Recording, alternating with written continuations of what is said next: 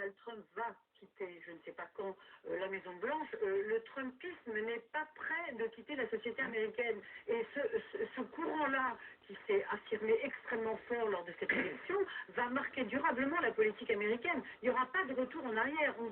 Trump n'a pas été une parenthèse comme certains l'imaginaient en 2016. Trump, il a cristallisé un malaise qui existait avant lui, mais il en a fait aujourd'hui quelque chose qui est dit, qui est revendiqué. La parole s'est libérée. Les Américains disent des choses qu'ils ne disaient pas avant. Il y a une Amérique qui est là devant nous, deux Amériques, et moi je serais un petit peu moins optimiste qu'Henri. J'ai l'impression que ces deux Amériques, elles se regardent franchement de façon...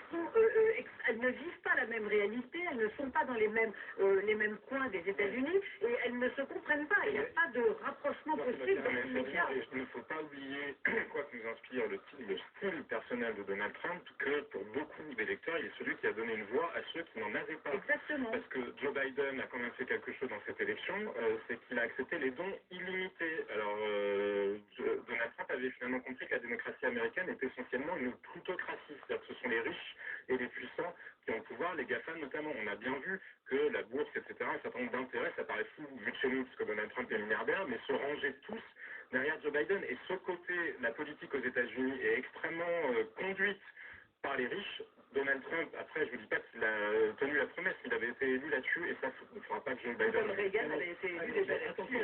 Ces fractures là, que vient de dire, c'est notamment, Renaud qui m'a frappé, par exemple, c'est des énormes fractures, tout simplement, entre les confédéraux, entre les grandes campagnes, exactement, et les fractures urbains, entre ceux que vous ayez diplômés ou que vous ne l'êtes pas. Ça, c'est vrai qu'on retrouve énormément ça. Mais attention, regardez autour de nous, c'est aussi un petit peu ce que nous avons connu avec les Gilets jaunes.